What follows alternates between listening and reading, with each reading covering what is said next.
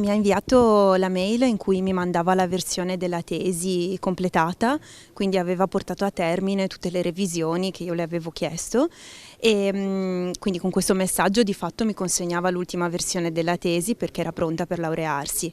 Poi io le ho risposto lunedì mattina appena sono arrivata, quando ho visto il messaggio le ho detto subito che la tesi andava bene e che poteva essere caricata sul sito di Ateneo per l'approvazione formale. E naturalmente però a questo messaggio poi non è seguito più non è più seguita nessuna risposta. Giulia purtroppo non ha mai saputo che la sua tesi era perfetta. Il messaggio mandato lunedì mattina dalla professoressa Todros non le è mai arrivato. Era già morta, uccisa da Filippo Turetta e lasciata in un canalone di Piancavallo vicino al lago di Barcis. Le mando l'ultima versione della tesi con tutte le correzioni che mi aveva chiesto. Attendo il suo via libera per caricarla, aveva scritto Giulia, la relatrice, sabato, un'ora prima di salire in macchina per quel maledetto ultimo appuntamento con il suo assassino.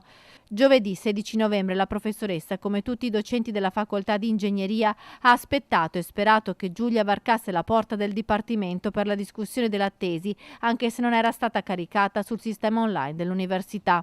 Giulia era una brava studentessa, ricordo che ho di lei è soprattutto legato alla sua presenza a lezione, quindi l'impressione che mi aveva dato era un'ottima impressione di una brava studentessa che aveva anche un ottimo rendimento e anche nel lavoro di tesi si era sicuramente impegnata e aveva fatto un buon elaborato di tesi, quindi io le avrei dato una valutazione ottima del lavoro di tesi.